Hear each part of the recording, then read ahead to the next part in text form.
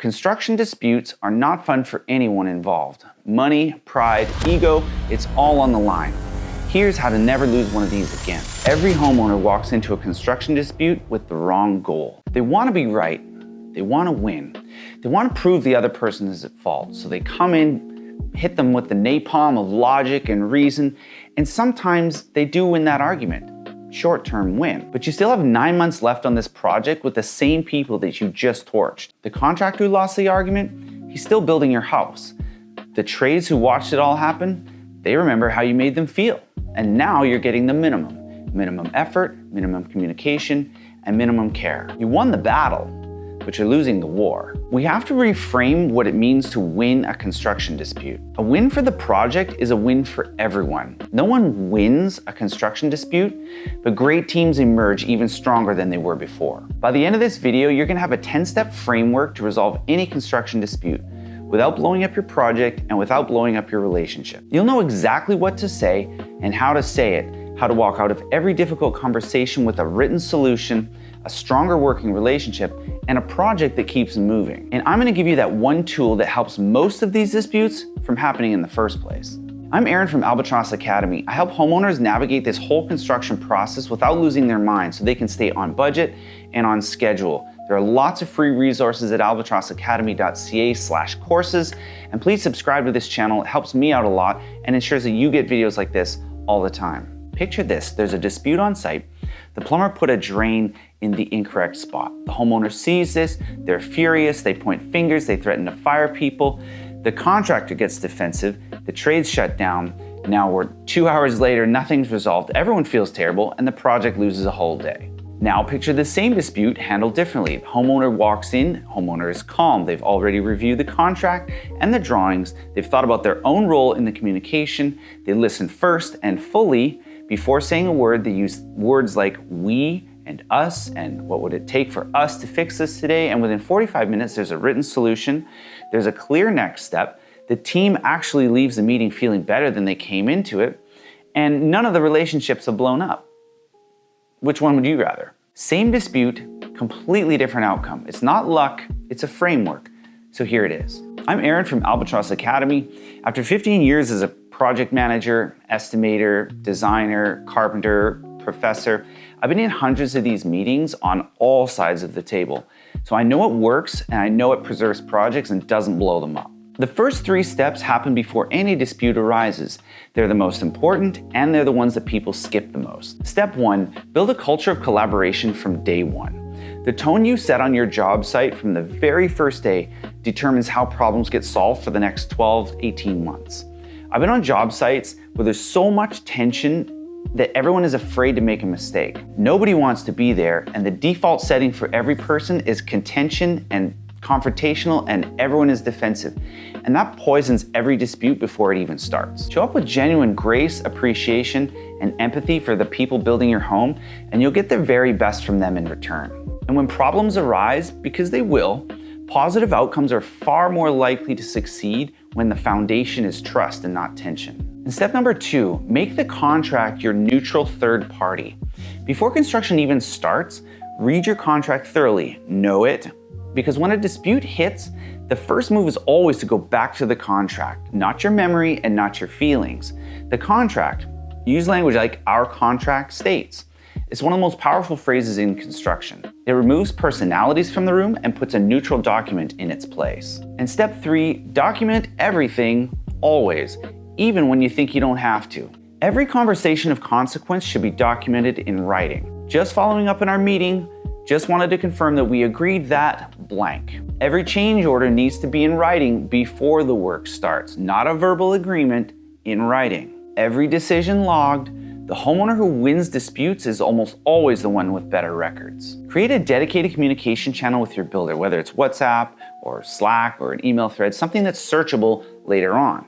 Your paper trail will help you rediscover what's been agreed upon. Now, when a dispute actually happens, step 4, take a breath and examine your own role honestly. This is the uncomfortable one. Before you walk into that meeting, ask yourself honestly, what role did I play in this? Even if you're not directly at fault, something probably could have been communicated a lot better. Something could have been communicated better, a decision could have been made earlier. Also, use some humor too. When you walk into the meeting, a little self-deprecating, well-placed remark, comment definitely will diffuse the tension immediately and gives everyone a chance to just relax. Step 5, listen first. In almost every construction dispute, each party is so eager to prove they're not at fault that they'll endlessly talk to just absolve themselves in circles. If you let the other party speak and speak fully without interrupting, two things happen. Firstly, they feel heard, and a person who has been heard fully is far more receptive to listen to other points of view. And second, sometimes they'll actually negotiate against themselves. They'll keep talking to fill silence and actually propose a solution. I like to use extended silence or long pauses deliberately in these meetings. It works every time. You'll see journalists do that when they want their subjects to keep talking, and it works like a charm. And when it's your turn, admit your role first. It disarms the room and it makes it safe for others to feel like they can do the same. Step 6, lead with a solutions mindset, not an emotional one. Your job in that site meeting is not to find fault. That part can wait.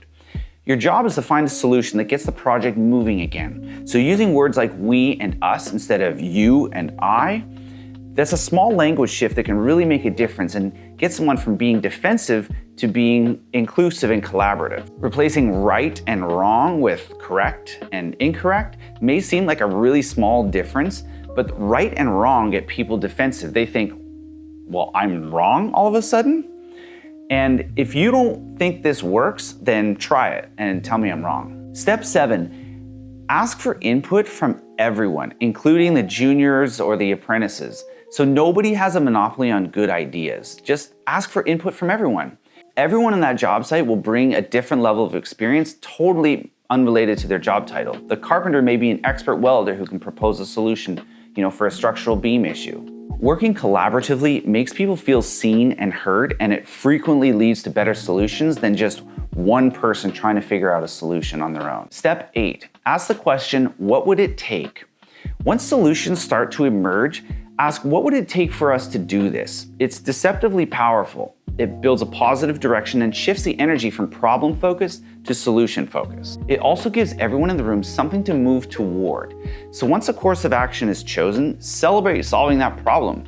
Morale on a job site is real, and protecting it will help your project immensely. Step 9, get the solution in writing right away. Every resolved dispute gets an immediate, within 24 hours, recap email, recapping what was decided. There have been so many site meetings that I've been a part of where I thought that everybody had the same solution and agreed on a course of action, only to find out in the recap email that someone had thought that we decided something totally different. So make sure to add please advise of any errors and omissions on the end of that email tag. And step number 10, run the 5 whys after the fact. So once the dust settles, this is where you extract the real value. Ask why 5 different times to find the root cause of this problem, so the same dispute doesn't happen again. Here's a real example. Let's say we use our example from prior. The plumber put a drain in an incorrect spot. Why? He didn't know it was a pedestal sink with a custom center drain. Why? He was never sent the updated spec after the client selected that specific sink. Why? The PM didn't receive that spec from the client in time. Why? Well, the client wasn't aware that there was a deadline for plumbing fixture selection. Why? And so on and so on and so on. And so now what that allows us to do is revise our processes so that that doesn't happen again with maybe further down the line with other fixtures, say electrical fixtures. So you want to update the decision list or some type of process every time that a certain schedule changes. That's just one process adjustment, and that's what the 5 whys help you do with the root cause analysis. So once again, I'm Aaron from Albatross Academy. If you like this video, subscribe. It really helps me out and gets you more of these videos in the future. So 10 steps, but here's what I want you to carry out of this video. The homeowners who win these construction disputes, every argument, they're not the most aggressive ones. They're prepared. They walk in calm. They're cool. They've already laid the foundation for a positive working environment and great morale. Those types of homeowners, they win every time because they don't just focus on the short battle, they want to win the long war. Thanks for watching.